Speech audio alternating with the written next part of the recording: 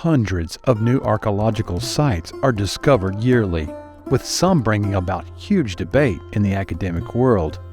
One unusual and complex civilization did precisely this when it first discovered along a river valley in Iran back in 2003. This ancient Iranian city has gone on to rewrite history in the region due to its apparent connections with Mesopotamia.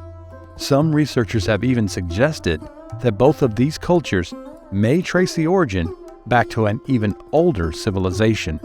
But just what does this ancient city in Iran tell us? Let's find out.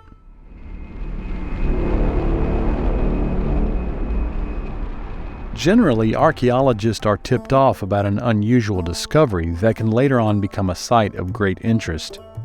Sometimes a local resident of the area will point to an interesting feature on the landscape, or maybe even a few pieces of pottery turn up, indicating that the area was once inhabited at a point in the distant past. But archaeologists weren't ready for what would eventually come to light back in 2001, when out of nowhere, unique and intriguing archaeological items began flooding the antique market of Iran.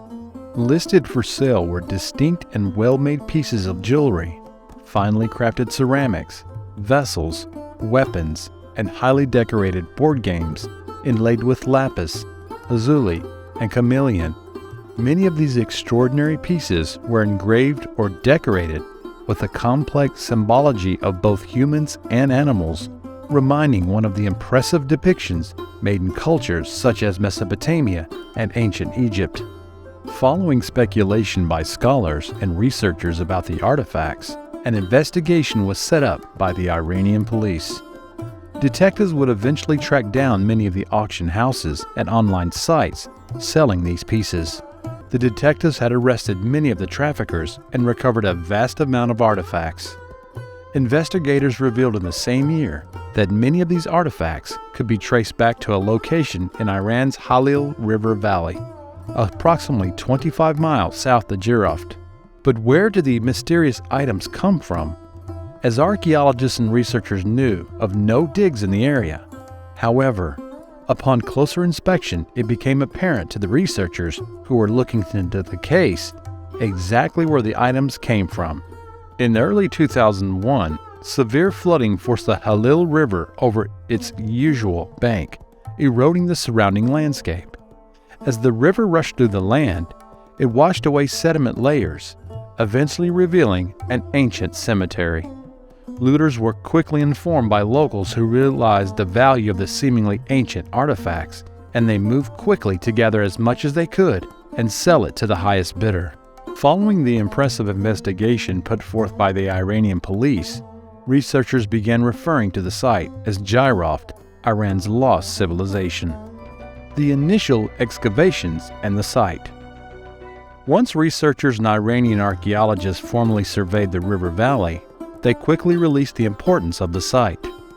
They theorized that the culture that produced these marvelous artifacts dated back at least 5,000 years to the Bronze Age. Unfortunately, much of the site was damaged during the initial looting, in which thieves and grave robbers ransacked thousands of burials in the necropolis. The looters took important artifacts and everything of value they could get their hands on, hoping to sell it quickly in the surrounding towns and cities. But the Iranian Archaeological Society was determined to study what was left and get to the bottom of this ancient civilization. Various archaeologists from respected universities around the world flew to Iran to join the archaeological team and try their best to protect as much of the exposed site as they could. The renowned Iranian archaeologist Yusuf Maskazadeh led the team with official excavations beginning at the site near Jiroft in February of 2003 and lasting for several seasons. Firstly, Yusuf and his team were able to identify the main necropolis, which they called Matafabad. This is where they suspect many of the initial items listed on the antique market came from. However, just under a mile west of the cemetery lay two enormous artificial mounds that rose high above the plains beneath them. The enormous mounds sat at a distance of around a mile from each other. Archaeologists gave their names Konar Sandal North and Konar Sandal South upon further inspection. It was revealed they were the remains of two major architectural complexes. After archaeological digs on the mounds began, it was discovered that the northern mound was the remains of a religious site or cult building where people may have gathered for ceremonial activities, whereas the southern mound was a fortified citadel. Following the excavation of the southern Konar mound, it was revealed that an enormous brick wall once surrounded the citadel. Radiocarbon dating has given a date of the construction to around 2500 BCE. It was later revealed that various smaller buildings lay under many feet of sediment at the foot of the mounds. This led archaeologists and researchers to believe that the two mounds were once part of an extensive urban settlement stretching for miles across the plateau. Upon releasing his preliminary conclusions derived from the limited data, Yosef Madejidizada had made quite an impact on the archaeological community. Many were intrigued to learn about the discovery of an ancient city with considerable connections to Mesopotamia through symbolism depicted in the various artifacts. However, other archaeologists such as the American Oscar White Muscarella strongly questioned the authenticity of Yosef's finds, sparking major debates in academic circles. Many of the critics were concerned that because of the initial looting, it was difficult to assess both the authenticity and the age of the artifacts accurately. Despite academic pushback, Yosef and his team continued to excavate much of the area through several seasons. Over the next few years, the picture of Jiroft civilization became increasingly clear. Yosef went on to publish the team's findings, which claimed that the site of Jiroft had been an urban settlement that was established as far back as the 5th millennium BC. This would put it on par with major settlements in Mesopotamia, which are often referred to as the cradle of civilization. Yosef went on to state that by the 3rd millennial BC, the area was full of functioning urbanized city with a major population. Its center lay in the valley of the Halil River, where impressive architecture was implemented in various monumental buildings. On top of this, there were sizable craftsman areas that produced goods of all kinds, domestic quarters, and extensive cemeteries that dominated the landscape, showing these people had a reverence for the recently departed. Many of the artifacts recovered from Jiroft included practical, decorative, and ceremonial items, were often inlaid with precious stones such as obsidian, lapis lazuli, chlorite, and calcite. To Yosef, this indicated a widespread trade network between the ancient Iranian site of Jiroft and those of the Persian Gulf and on to Mesopotamia. He suggests that the Jiroft traders dealt in lapis lazuli, chlorite, vessels, and various other precious stones and commodities that were manufactured in Jiroft. The artifacts, symbolism, and connection to Mesopotamia, Egypt. Archaeologists have expressed their opinion on the complexity and beauty of much of the artwork found in and around the Jiroft site. The decorative ethnography seen of hundreds of the vessels recovered from the area is rich in symbolism and makes apparent the level of craftsmanship that existed in ancient Jiroft.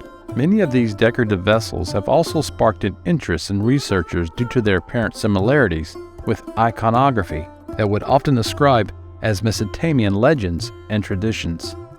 Various scorpion images found at Jiroft certainly bear a remarkable resemblance of the scorpion man depicted in the royal necropolis of the Mesopotamian cities of Ur.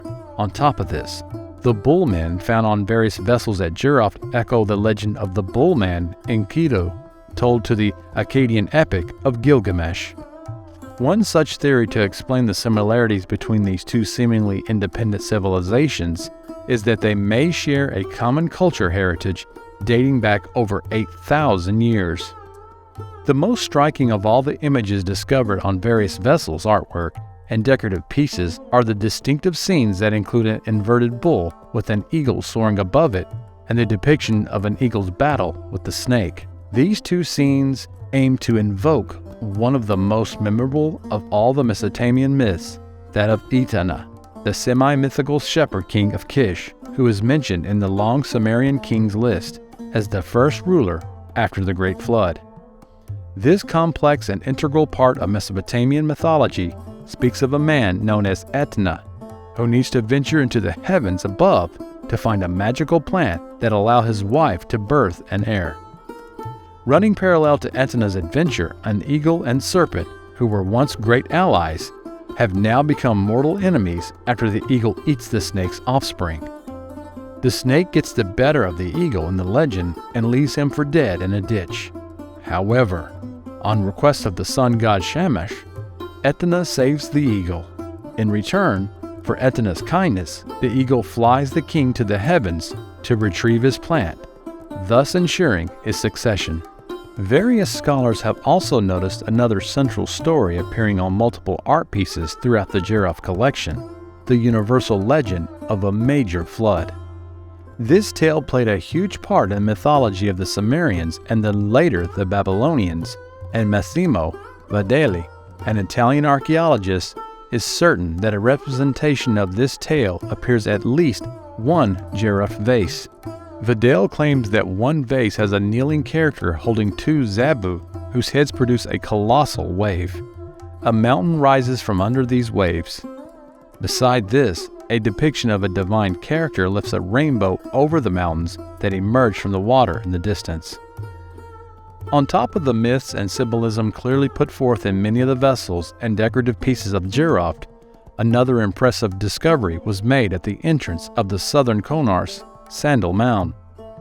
At least 4 baked clay tablets were found to contain 2 different writing systems, showing a similarity between Jiroft and the Mesopotamian civilization again. One script bore a great resemblance to the so-called Linear Elamite script, a form of writing used in the kingdom of Elam, located in the border with Mesopotamia. However, the second form of writing was geometric in form and had never been witnessed anywhere else previous to this. Was Jiroft the ancient city of Arata? The wealth of artifacts discovered from Jiroft have given archaeologists and researchers an indication of the ancient civilization that once flourished here in the Halil River Valley. Following a lengthy examination of the various art pieces and the overall layout of the city, Yosef Majida put forth an intriguing hypothesis. Yosef claims that based on his own observations, opinions of fellow scholars, and the study of ancient Mesopotamian cuneiform text, there's enough evidence to suggest the Jiroft civilization was known anciently as Arata, a land that was praised for its high level of civilization in many Sumerian poems. An ancient text details a large conflict that was fought between the proud city of Arata and the Mesopotamian city of Uruk. In the text, Arata is spoken of as a vibrant place, with battlements of green lapis lazuli. Its walls tower over the city, made of bright red bricks that were sourced from tinstone in the mountainous regions. Majida points to the location of Jiroft and its surrounding mountainous regions, as well as the abundance of semi-precious stones, as clear evidence that this is in fact the ancient city of Arata. However, other scholars have claimed that the Jiroft civilization is actually that of Marissa. This theory has some textual support coming from Akkadian text. The kingdom of Akkad was another powerhouse in the Mesopotamian region, and in one inscription, they speak of their glorious victory over a city in the Iranian highlands. The king of Akkadia, Rimish, defeated Abalgamash, the king of Marashi, in battle. As he conquered Marashi, he too conquered Elam. There is firm evidence to suggest that the kingdom of Akkad existed between 2400 and 2200 BC. Thus, it aligns directly from the Jiroft civilization, indicating that Marasi may, in fact, be the culture that arose on the Halil River plains of Iran. Scholars further suggest that this is more credible as, unlike Marasi, Arata cannot be identified with a specific time period.